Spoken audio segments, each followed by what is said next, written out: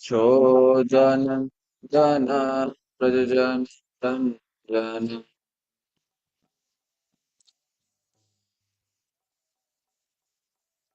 Yamunati Hira Chahati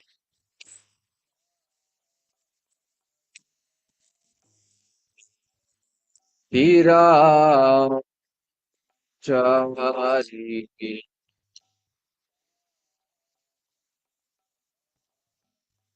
Ratyam Bhava Kunjabi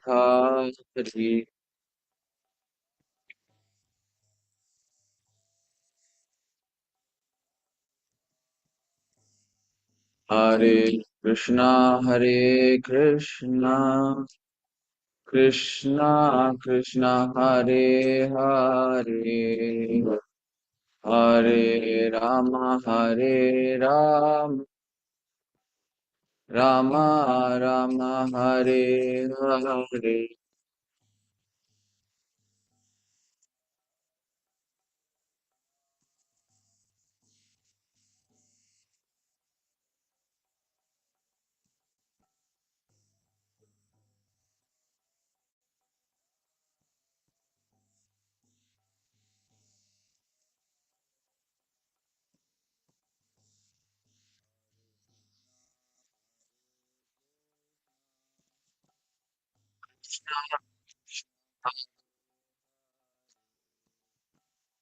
Hare Rama Hare Rama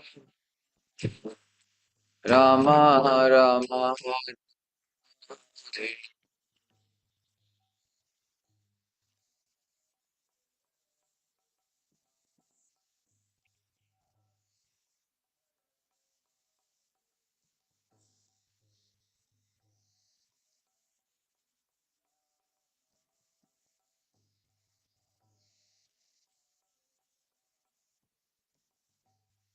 Jaya Prabhupada Jaya Supada Jaya Prabhupada Jaya Prabhupada Jaya.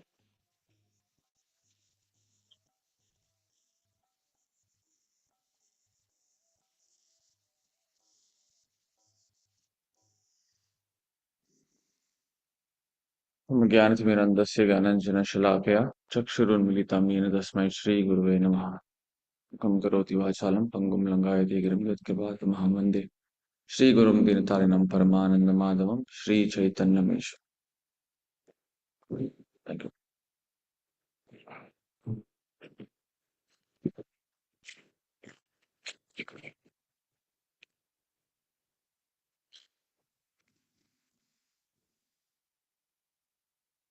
Hare Krishna. We are reading today from Srimad Bhagavatam, Canto 6, Chapter 3, verse 17. Sorry, I'll recite the verse. Do you have the verse open? तस्यात्मतन्त्रस्य हरेरधीशितुः परस्य मायाधिपतेर्महात्मनः प्रायेण दूता इह वै मनोहराः चरन्ति तद्रूपगुणस्वभावः तस्यात्मतन्त्रस्य हरेरधीशितुः परस्य मायाधिपतेर्महात्मनः प्रायेण दूता इह वै मनोहराः चरन्ति तद्रूपगुणस्वभावः. Does anyone want to recite? सर्वतन्त्रस्य हरेरधीशितुः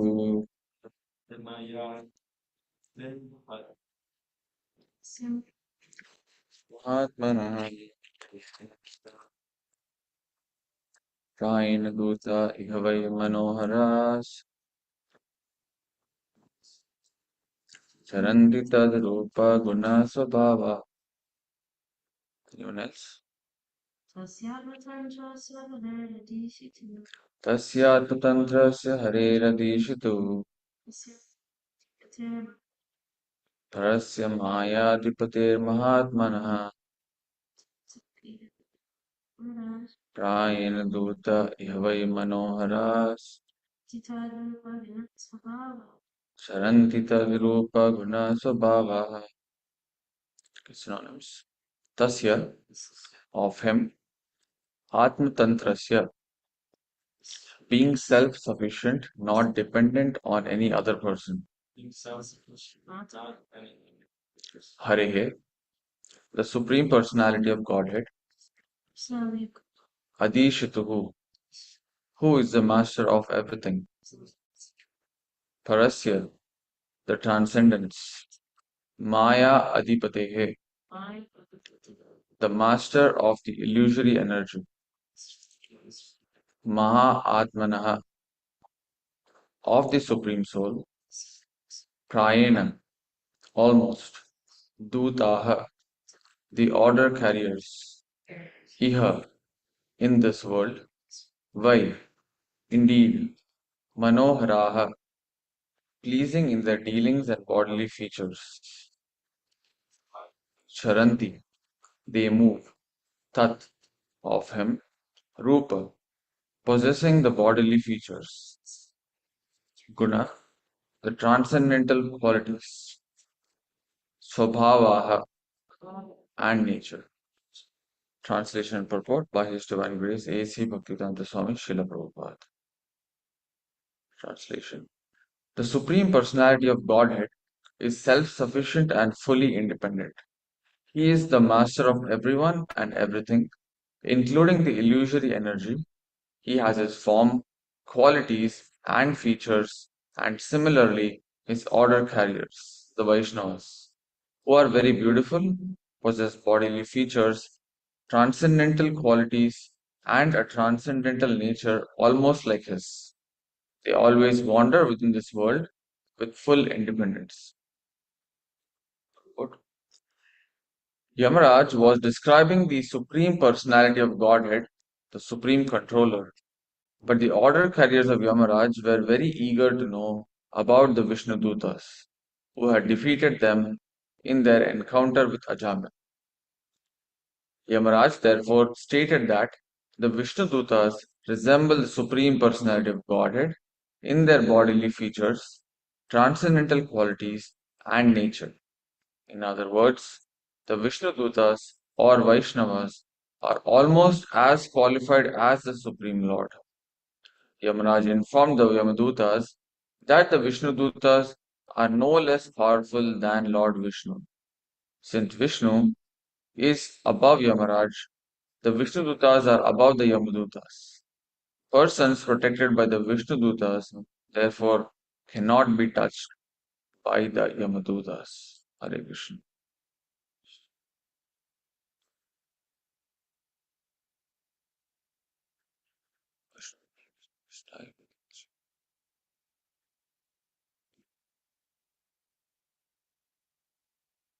So this is a very interesting verse. And this is from the pastimes of Ajamil, right? So Ajamil, just some background. Ajamil was a Brahmana, very nice origin, very nice upbringing. But due to the effect of the illusory energy and for the sake of the pastime also, right? For the progression of the pastime, he got very attracted, infatuated with a prostitute. And subsequently, he fell down. He had many children. But because of his past karma, because of his past good association, because of his Brahminical qualities, he named his last son Narayan. And by the dint of that, whatever little culture he had, little effort that he put in developing his spiritual life, that the remembrance came to name his younger son Narayan. And just by the uh, naming of his son Narayan, he was developing his good fortune. because what happens is towards when the time of his death had approached, the Yamadutas appeared in front of him. And he becomes very afraid because the Yamadutas described in Bhagavatam are very horrible looking creatures, right? They are beings, of course, but they are very ghastly looking, right? Which is not as beautiful as Vishnu or the Vishnu Dutas or anyone. They are very afraid. So people who see Yamadutas naturally get afraid. Like if you can remember, imagine something that you are afraid of, this is worse than that. So Ajamil in the same situation gets afraid, right? And he doesn't want to die now. He's in the sake of, he's in the position of dying. He's leaving his body, right? His soul is outside his body, and the Yamadutas are pulling him. He's pulling his soul. And Ajamil is afraid, right? But in that position, he's yelling out to his younger son because by in material standards, people don't have the consciousness of God. People don't have the consciousness of Krishna or the Supreme Personality, whatever faith they may be in. They're not normally attached to people, like worldly people, especially in family life. The youngest child is there's a natural attraction for the parent to the youngest child because they are the youngest. So that natural attraction is there. In this case, what happens by that natural attraction? Ajamil shouts or yells, or not yells, he calls forward to his youngest son, Narayan, Narayan, Narayan, in that state. But because his son is named Narayan, right, just by an indirect approach to the name, the Vishnudutas appear there. Because for the Vishnudutas, it doesn't matter whether they're calling Vishnu directly or they are calling anyone named Narayan. For them, the name Narayan itself is powerful. Right? So when they hear Narayan, the Vishnudutas appear right there. So when Ajamil is calling for his youngest son, Narayan, because out of fear that Vishnudutas will take him away, or the Yamadutas will take him away, the Vishnudutas also appear right there. So now there is a tug of war going on. Who will claim the soul of Ajamila? Is it going to be the Yamadutas or is it going to be the Vishnudutas? And that's where the whole discussion takes place, right? And we end up in verse number 17. Right, the Vishnudutas explain to the Yamadutas that you have no jurisdiction here because this person has called out to the name of Narayan. And the Yamadutas say, no, that's not the case. This guy called to the name of his youngest son, who was just by coincidence named Narayan. Vishnudutas say that no, it doesn't matter because Narayan's name is powerful. It's all powerful. Whether somebody is named Narayan with any intention of being called to the Supreme Lord or not, it doesn't matter. It's still the name, right? Because that's what is described. Right? Nama Chintaman is Krishna's Chaitanya Rasa Vigraha. Purna Shuddha Nityamukta Abhinnatvam Nama Namino. There is no difference. Abhinnatvam. There is no difference in the name of the Lord and the Lord Himself. Right? When we're stressing on chanting the Hare Krishna Maha Mantra, when we chant sincerely, we are actually associating with the Lord. There is no difference. Krishna is his name. Narayan is his name. There is no difference.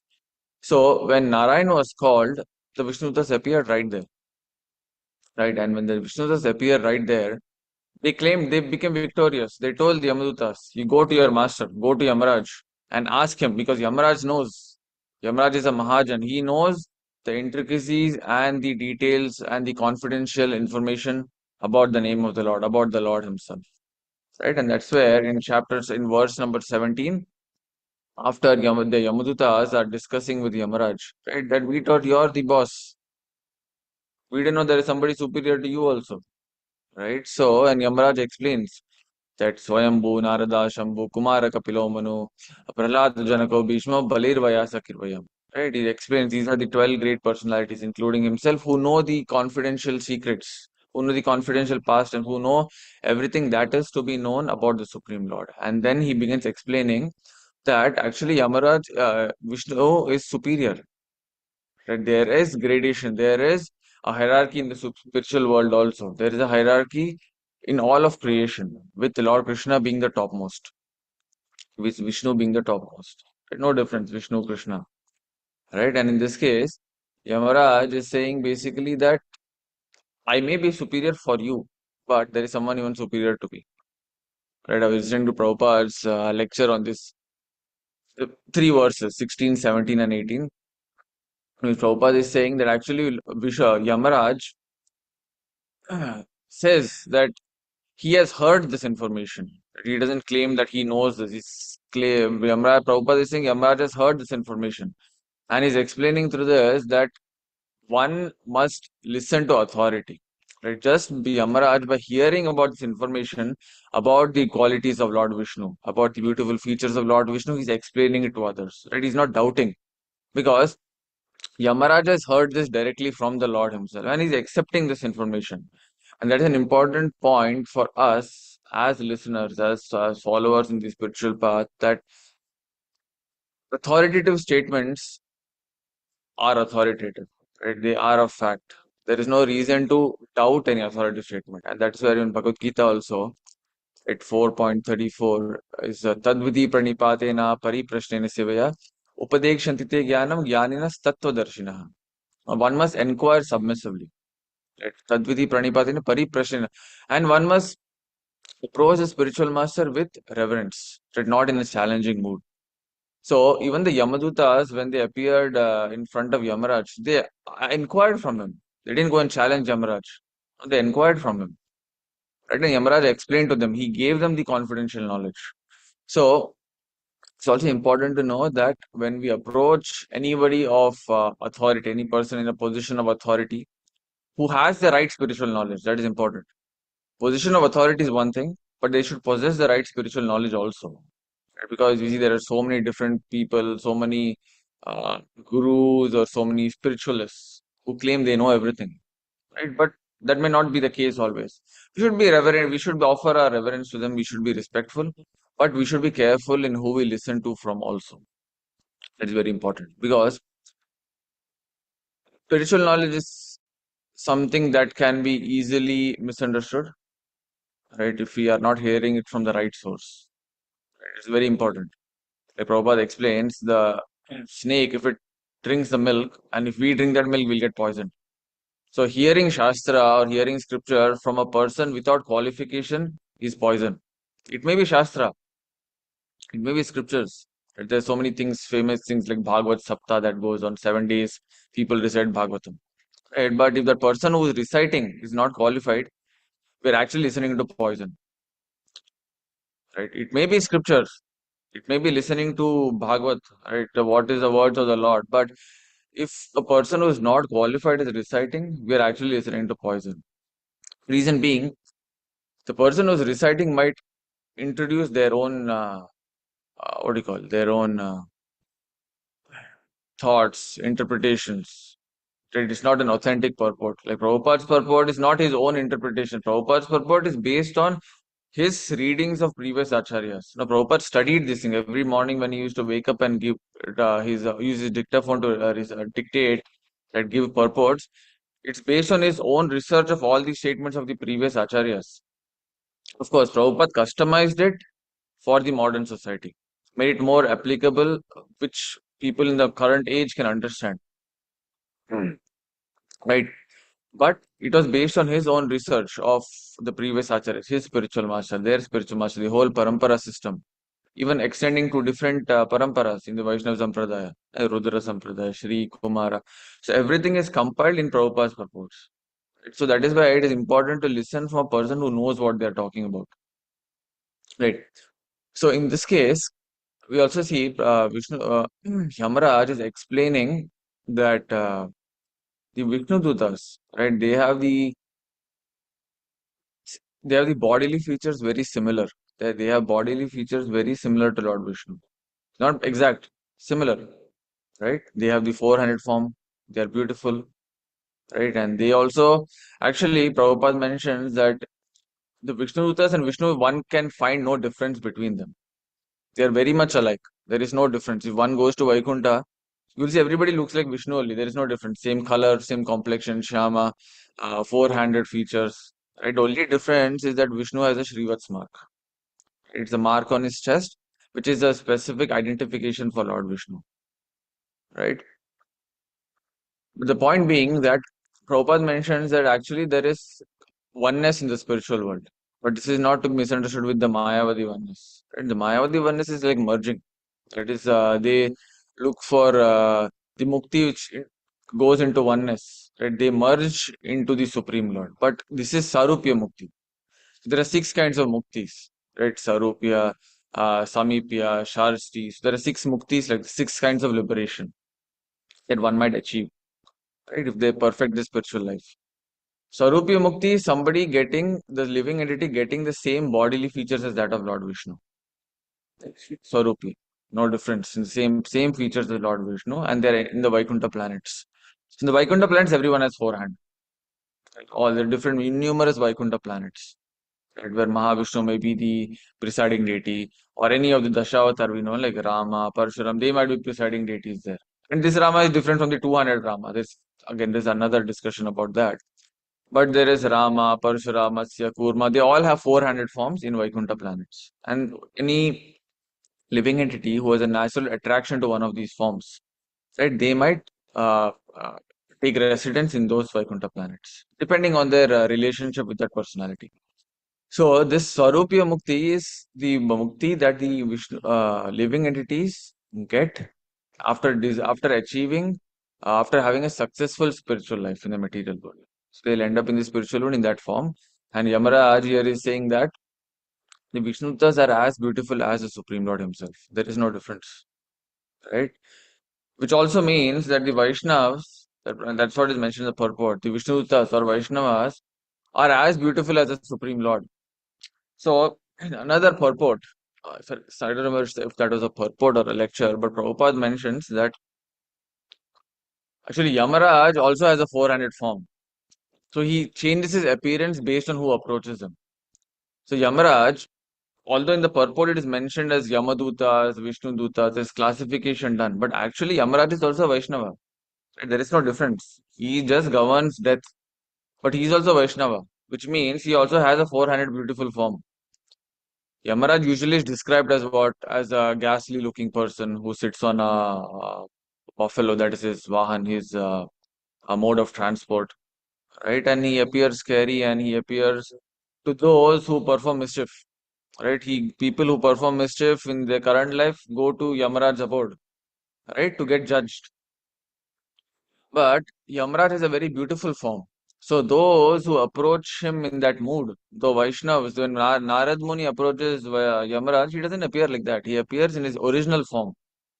Right? In the original form is a very beautiful 400 form. Right? Just like Vishnu, there is no difference. But those who perform mischief, he appears in this form. Right? Because he has to appear threatening. Right? If he appears very beautiful in front of somebody who does nonsense activities, they may not be very serious about it. So he has to take a form like that. For example, if a child is performing mischief sometimes, right, then the parent has to take serious nature, be a bit strict that you cannot do this. And the appearance changes. Right? But in the normal, when the child is happily running and behaving like that, the parent is in a happy mood. The form changes. Not physically, but at least mentally. But in Yamaraj's case, he can change his form. Right? So, it is important to note also that as practitioners of bhakti, right, as somebody who is practicing devotional service, we might have a natural attraction. Right? We might have a natural attraction to some form of the Lord. Right? So, it doesn't really matter which form of the Lord. The ultimate realization or the ultimate goal is one has to have attraction to either Vishnu or Krishna, because we see from the pastimes of Sri Chaitanya Mahaprabhu also, like Murari Gupta, who was actually Hanuman, right? In the pastimes of Lord Ram, Hanuman comes as Murari Gupta, right? In Chaitanya Leela. And there's a pastime where Chaitanya Mahaprabhu is talking to Murari Gupta, saying that Murari Gupta, you worship Lord Krishna, that because he is Supreme Personality. Murari Gupta says, okay, Chaitanya Mahaprabhu, you are saying, I'll worship Lord Krishna. So he goes into meditation, he starts worshipping, but he's crying, right? He's not crying out of ecstasy, he's crying that whenever he's worshipping Lord Krishna, he's seeing Rama there, right? And next day he's going to Mahaprabhu and telling him, Chaitanya Mahaprabhu is asking him, what happened? Did you start worshipping Lord Krishna? He's Supreme Personality. Murari Gupta is telling him, no, it's not possible. I tried a lot. I promise I tried a lot, but I could not. Whenever I saw Krishna, I could see Rama there. Right? Then Murari Gupta is crying. He's feeling that he's not qualified. Right? And then Chaitanya Mahaprabhu is smiling at him. Right? He's looking at him and telling, no, it's okay. That is fine. And he appears as Rama in front of him. He's saying there is no difference. Because in previous life, you were Hanuman. So you will always see Rama. Wherever you go, you will always see Rama. So similarly, we might have a natural attraction. right? To some form of the Lord. It doesn't matter which form. As long as it is a form of the Lord, right? And that is what the stress is given in Bhagavad Gita also when Krishna is saying that yanti deva vritan devan pitran yanti pitrivata bhutani yanti bhuteja yanti yaj yajinopimam. That whoever has worships a particular being, right? Particular being, yanti deva, if somebody worships deva, they will go to the abode of the devas. Somebody worships pitrus, they'll go to pitrus, the forefathers. And whoever worships Krishna, the Supreme Personality, or any Vishnu Tattva, they will go to the abode of the Vishnu Tattvas. That is the goal, right? The goal is to do devotional service in such a way that we have an attraction to any form of the Lord. It doesn't matter which form of the Lord. So Vishnu, Krishna, they are all the same. And Prabhupada also explains in the discussion to these purports, there is there are questions asked by the disciples of Prabhupada that, so who is the Supreme? Right? They're asking him who is the Supreme. So Prabhupada is saying that Krishna is the Supreme, Narayana is the Supreme. It is all a matter of taste. It's all a matter of rasa. Right? Someone might have a natural attraction to Krishna. They might worship Krishna, like the gopis, the gopas. Someone might have natural attraction to Vishnu, right? Like the Lakshmis. Right? We see they're attracted to Lord Vishnu. We might see Narsimha Deva. Prahlad Maharaj is naturally attracted to Narsimha. That's why when Prahlad is, he doesn't ask for anyone to come, but Narsimha Dev appears. Anyone else could have appeared, but Narsimha Dev appeared because the Ishta Devata, the I don't know how to translate Ishta Devata, I would say favorite, but the natural deity, the deity of attraction for the particular soul for Prahlad Maharaj is Narsimha Dev. So similarly for like Manu, Matsya Dev appears. Right, so might be different personalities have a different attraction. There's nothing wrong in that. It's a matter of taste, and the question might arise, right? So okay, so if somebody thinks somebody's Ishta Devata is Lord Vishnu, somebody's Ishta Devata is Lord Krishna, is there anyone right or wrong? No, there is no right or wrong, because a person who's attracted to their particular form will think their form is superior, and that is the mellow, that is the rasa that is there. That a person who's worshipping a certain particular form will think always their particular deity of worship is superior, right? And that is the nature of the spiritual world, right? The nature of the spiritual world is that everybody is having a relationship with their Ishta Devata, right? And they think that their Ishta Devata is superior, right? And nothing wrong in that, because for them that relationship matters, right? And once somebody is fixated in that relationship, their life is perfect. Right? So nobody can go and say, "Oh, you are worshipping the wrong person." No, because they have an attraction. For them, they will see that that particular form of the Lord is the topmost.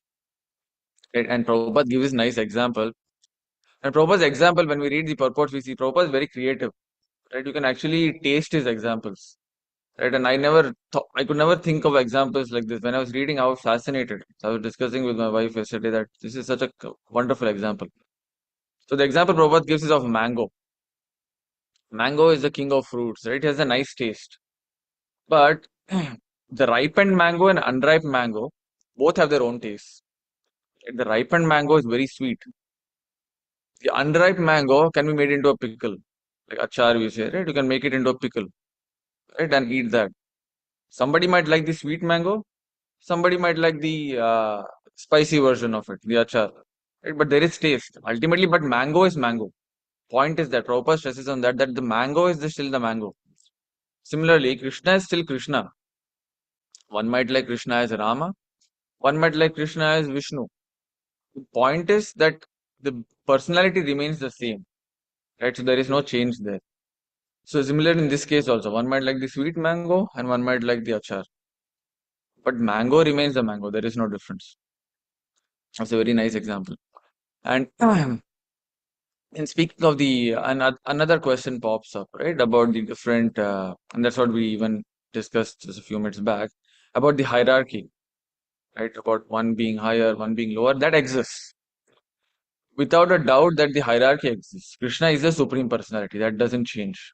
Right? There might be different forms, Vishnu, Rama, Varaha, but Krishna, Ete Chamsa Pala Kalapamsa, Krishnastu Bhagavan Swayam. That doesn't change. That is the axiomatic truth. That Krishnastu Bhagavan Swayam. Just like, and the example Prabhupada gives, the analogy that it gives the example of a court, right? There may be different judges, so many different judges. Everybody has an office, everybody has the same task of appearing in the court, wearing the same uniform. But there is a chief justice also, who is the topmost among them. But they are all they do the same duties. But the chief justice still is the topmost. Among the judges, also the chief justice is the topmost. Similarly, Krishna is to Bhagwan Swayam. So everyone is Bhagwan, right? Rama is also Bhagwan, Vishnu is also Bhagwan, Krishna is also Bhagwan. They all possess all these six opulences, right? But Krishna is the original candle. He is the one who lights every other candle. He is the original personality who expands into these millions of millions of millions of personalities, right? And they all exist simultaneously, right?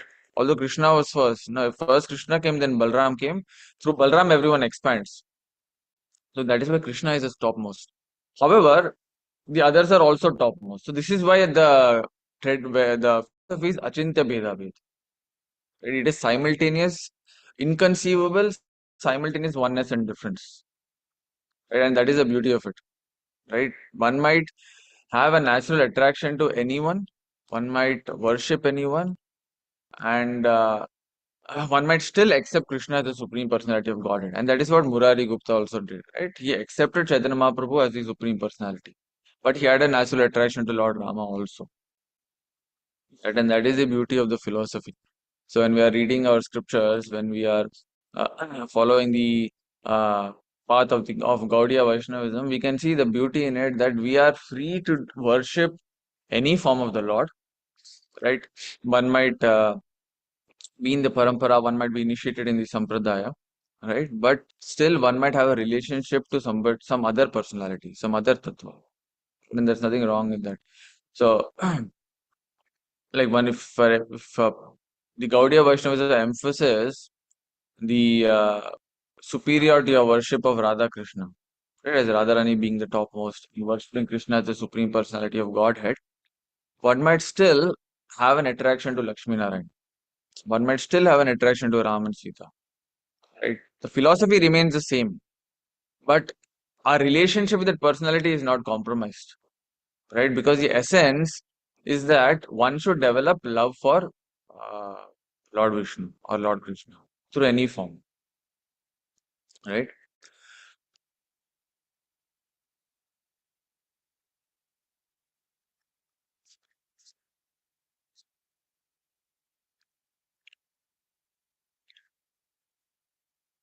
So the last line of the translation is that they always wander within this world with full independence. That is the Vaishnavas, right, in Bhagavatam. And we see the example of Narad Muni also. Right, Narad Muni goes from planet to planet. There's about Narad Muni is a very wonderful personality, but there's a big misconception about him, especially when if somebody is from an Indian background, that he's somebody who creates fights between people. Right? It's a very big misconception. It is not nice also because how Narad Muni is portrayed in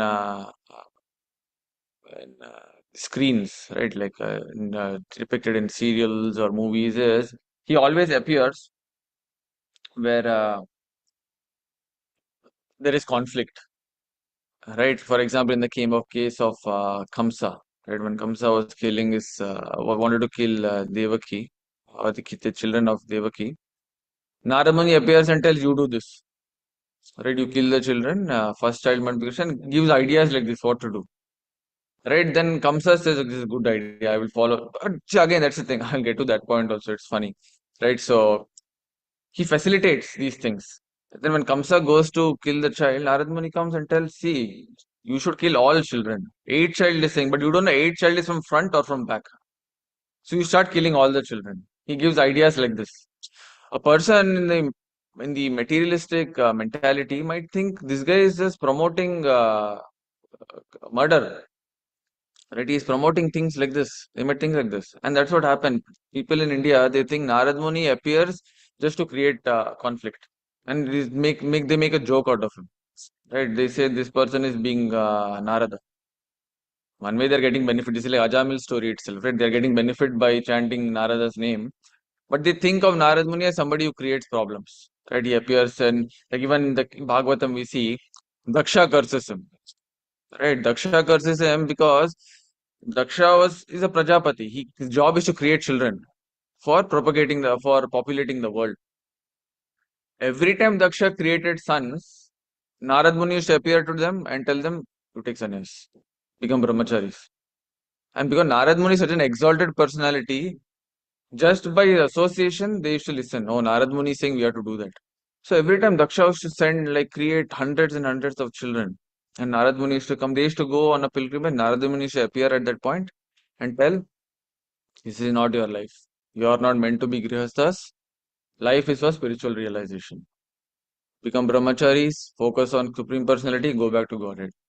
So they will not marry, they'll say, okay, Hare Krishna, and finish brahmacharis after that. Every time. And Daksha became very irritated by this. You see, this person, I'm making so much effort to populate the world. This Narad Muni is coming and making them all brahmacharis or sannyasis. Then how will I populate the world? How will they get married? So he gets angry at Narad Muni and curses him. You want to wander the world, you wander, don't make my children wander all the time. So I'm cursing you, you will keep wandering. Right? So Narad Muni becomes very happy. This is good opportunity for me, I'll accept the curse. Now I can travel even more. Right? And even more children. Now what happens is he uses the curse to his benefit. So he travels now to all the universes. So Narad Muni travels to every universe like this and keeps preaching. And Bhagavatam has a very nice verse about this. I'm not able to recollect the verse now, but the verse basically says that it doesn't matter whether it is Swarga Pavarga Narakeshu. That I'll remember that line. Napi Tulyata Darshana. That the Vaishnavas, the devotees, they don't matter where they are. Narayana Parasarve Nakutaschana Bibhyati. Swarga Pavarga Narakeshu Napi Tulyata Darshana. That Narayana Parasarvena Kutasana Bibhyati. It doesn't matter for the devotees, whether it's Swarga, Naraka, or the material world, or the earthly planets, because they see Narayan everywhere. And wherever they go, they talk Narayan. Like when Narad Muni comes, he does Narayan, Narayan. Right? Narayan, somebody remembers Narad Muni, they'll remember Narayan, Narayan always, because that's what he chants wherever he goes. Right?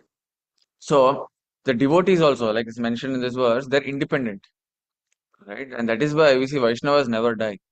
Right? When a exalted personality, we see so many devotees, eventually everyone has to pass. Right? Eventually everybody has to leave the material world at some point. That is a reality. But the devotees, they don't die. The body might perish, but the devotees, we are actually the souls, right? The devotees go from one place to another. And the pastime never ends.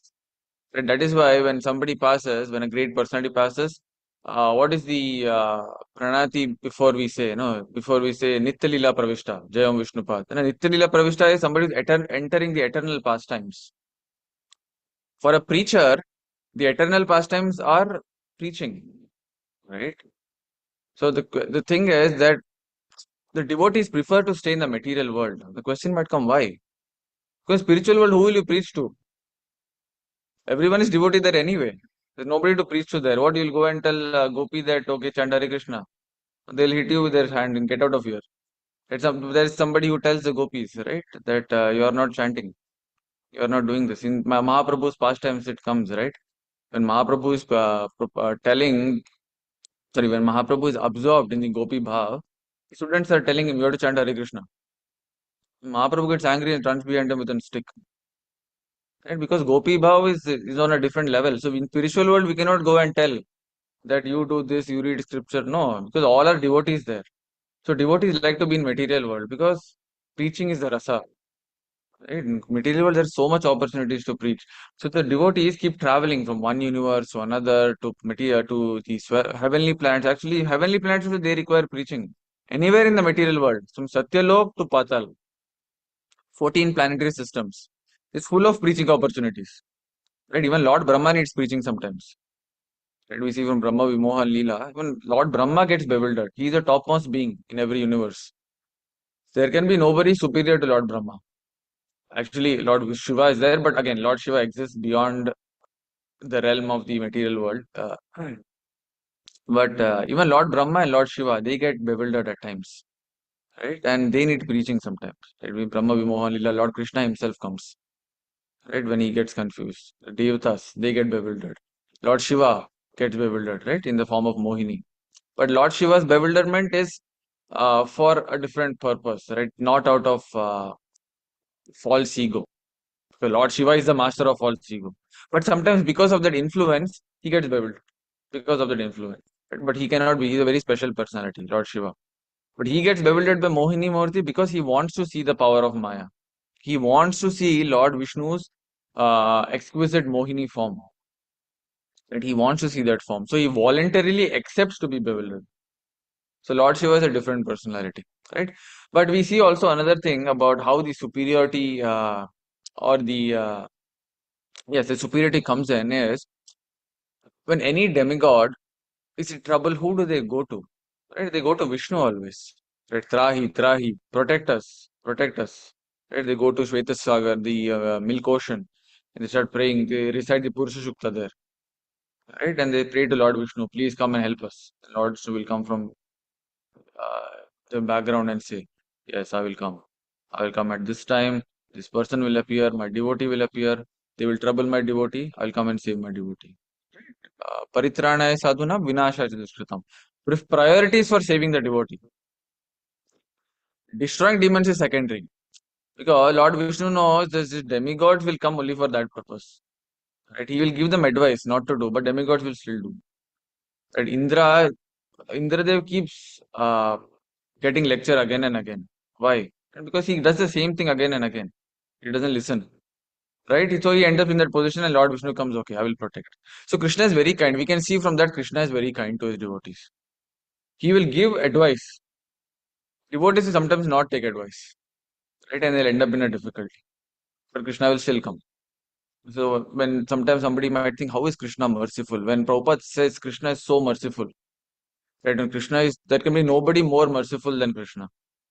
There can be nobody more compassionate than Krishna. In the example we see of the two birds sitting, right? One bird is looking at the other on the tree. The other bird is not looking back. Like Krishna is looking, the super soul is looking at the soul, but the soul is not looking back. So these are like nice analogies. But how can we understand is when we see scripture itself, right? When we read Bhagavatam, it is full of stories where people or devotees or souls who listened to good advice and souls who did not listen to good advice. And the souls who did not listen to good advice still got the mercy of the Lord. So that is how we can know Krishna is so kind, right? So again, getting back to Narad Muni, why I mentioned this point is that people talk about Narad Muni in that way, but Narad Muni is actually so kind on people. He goes to facilitate the pastimes. Right? His job is not to create conflict. His job is to facilitate the pastimes. And he's also very kind on the demons also. So no demons will not like Krishna, not like Rama, Krishna, but they will all like Narad Muni always. There is no demon who's come and assaulted Narad Muni. Nobody, no demon who's come like Kamsa will all welcome. Rather, Narad Muni will come, they will worship his lotus feet. Right? Ravana, listening to Narad Muni. Hiranyakashipu, Hiranyaksha, all listening to Narad Muni. Right? Because Narad Muni, although he may uh, uh, be a worshipper of Lord Vishnu, right? Although he is chanting Narayan, Narayan, he'll do that in front of the demons also, but they will not object. Because Narad Muni is such an exalted personality, he's such an exalted personality that even the demons worship him. By worship of Narad Muni, they are getting mercy of Lord Vishnu, right? So by worshipping a devotee, by offering service to a devotee, one can get the mercy of Lord Vishnu or Lord Krishna. That is why there is emphasis on dasanudas. One has to be servant of the servant. One cannot be Krishnanudas, Vishnanudas. That's not possible. Because Krishnanudas and Vishnanudas already exist, right? Mother Yashoda is already serving Krishna in parental mood. So one cannot be Mother Yashoda. One can follow in the footsteps of Mother Yashoda, right? One cannot be one of the confidential Gopas or Gopis because they already exist. Lalita, Vishaka, the Ashtasakis, Ashtasaka, they already exist. One can follow them, right? One can follow in their footsteps and gain access. And that is the philosophy. That is our tradition. That servant of the servant, right? And I'll conclude with this point about one disciple, the same discussion. One disciple tells Prabhupada that Prabhupada, you are Radha Krishna Das. Right? Prabhupada tells, no, I'm a servant of my spiritual master. My spiritual master is a servant of Radha and Krishna, but I am the servant of my spiritual master. Right? And that is our philosophy. That is our tradition, that we are servants of the servants of the servants. Now, Gopi Bhartur Padakamalayur Das Das Dasanutas. That is our philosophy. That we have to be the servants of the servants of the servants of the Lord of the Gopis. Because directly we cannot be, because we are not qualified. But we can gain that qualification by being the servant of the servant of the servant of the one who worships Lord Krishna or Vishnu or Rama. Right? So with that, I will conclude the discussion. But are there any questions or comments? Hare Krishna.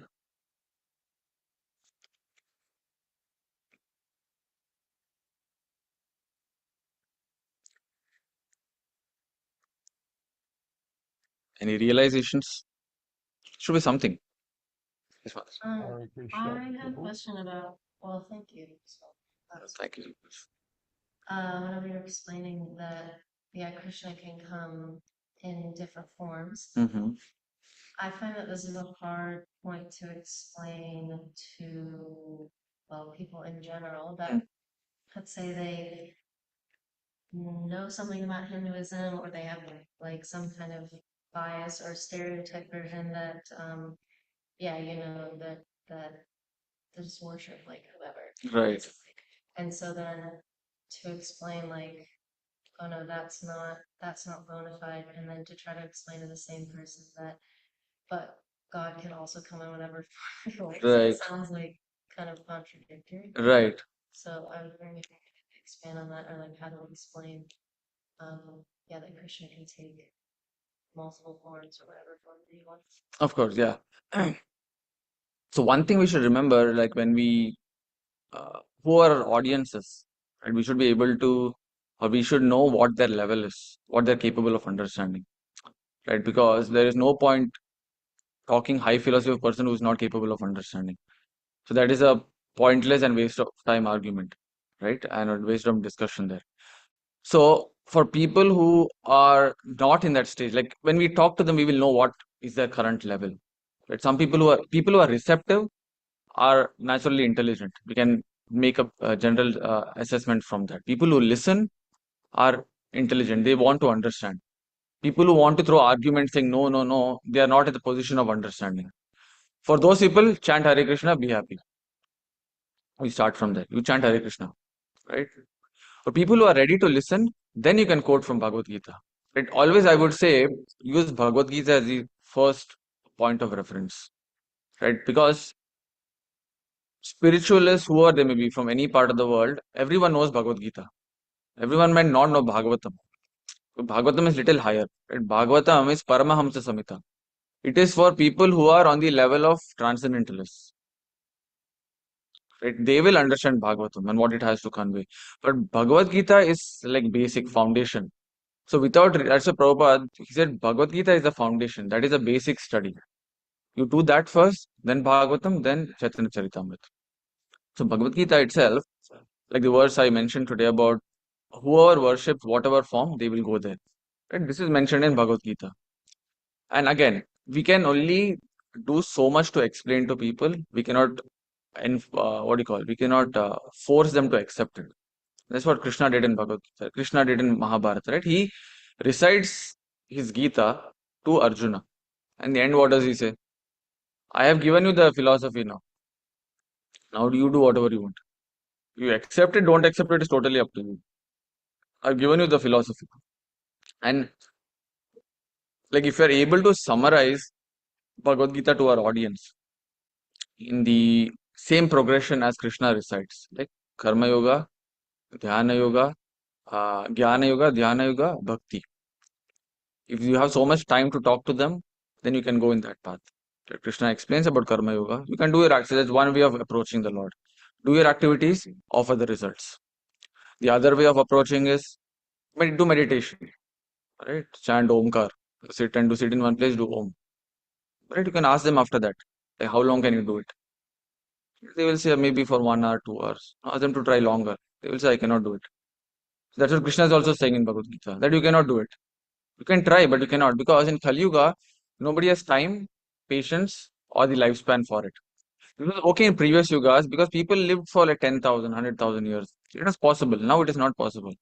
You sit for 10 minutes now without your mind getting your distraction happening, you're great. Right? You can be on the altar. Right? It's like that. And then is the uh, dhyana yoga, right? The Ashtanga yoga.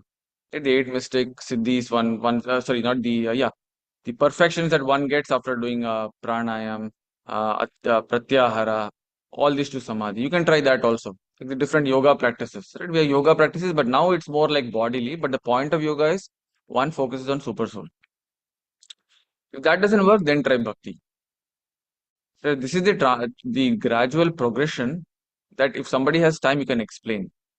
But again, if a person is ready to listen, you can always quote this few interesting verses from Bhagavad Gita that talks about uh, destination, where you meditate on, you will go there after death or during the time of death, yam yam vapi, right? The time of death, if you meditate on someone, you will go there. And now, when the demigod, and now to get to the point of the demigod worship, this is where the Bhagavatam verse comes in, right? So, first thing is they should accept scripture.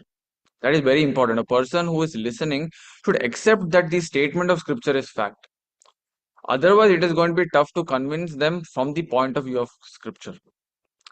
The only thing you can do similar is give them an analogy, which can be like in a company, there is a gradual progression of hierarchy, right? There may be different managers managing different departments, but it's always a CEO or a chairman who is the boss, who is the big person in the company. Similarly, there may be different demigods, right? Because mostly people who don't accept, they feel threatened that you're taking up worship from them, that they are doing something and they feel you're criticizing them for doing that. So that must be clear from the start itself, that respect should be given to all demigods. You may worship different people. You may worship Devi, you may worship Durga, you may worship Ganesha, whoever it may be. Respect should always be given. There is no question about that. However, one must understand where they're getting their power from, where they're getting their inspiration from.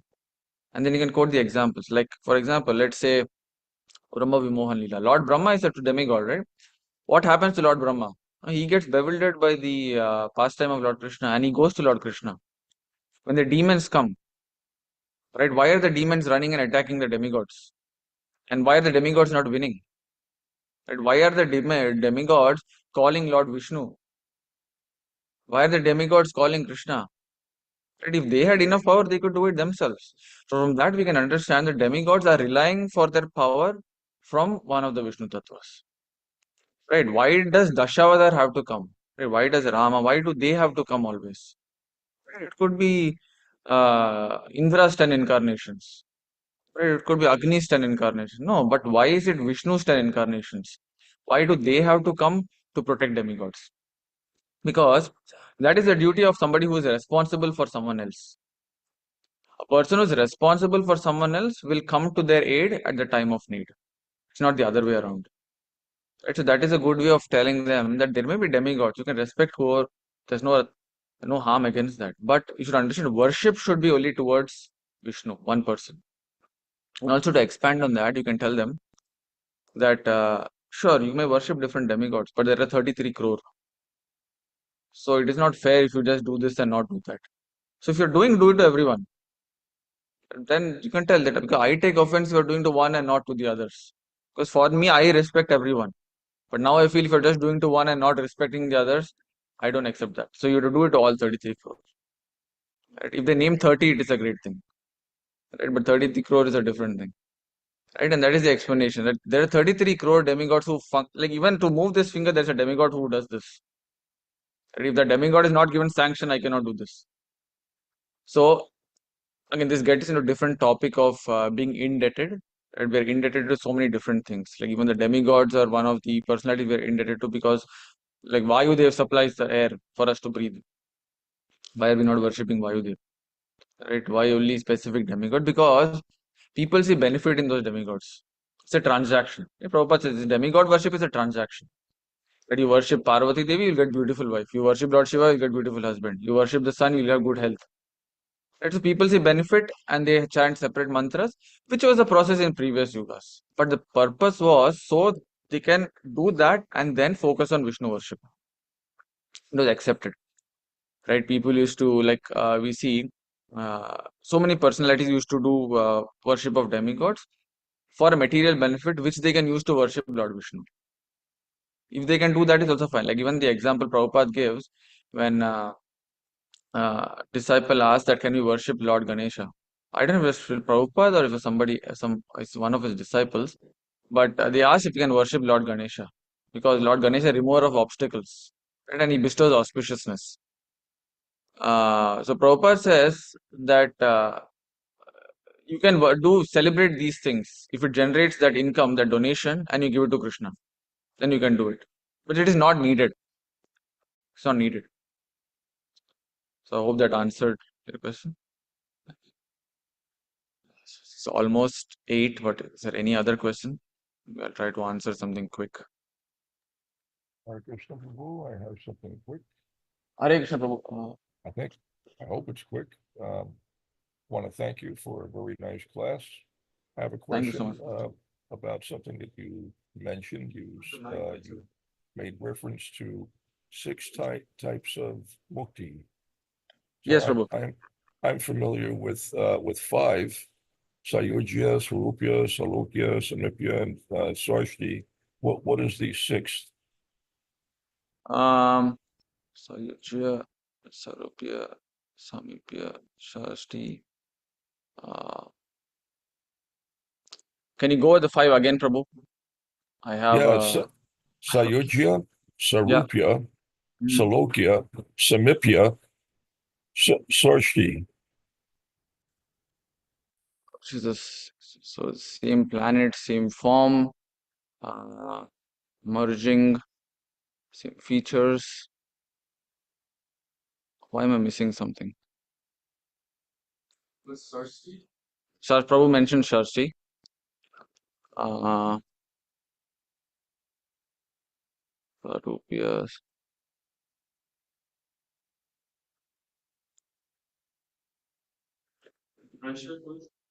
Yeah, I can't remember. Just 1 second, Prabhu. Let's go to 6 liberations.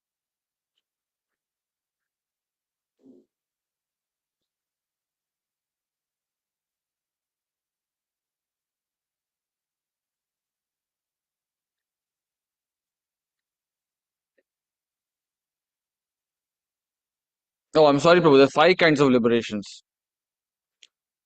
5 kinds, not 6. I'm sorry, Prabhu. Thank you for pointing that out. Okay, thank you. Yeah, Hare so you're right. Krishna. Yeah, there are 5 kinds of liberations. Sarshti means, Prabhu, attaining the opulences. The opulences as the Lord. Yeah. Thank you, Prabhu.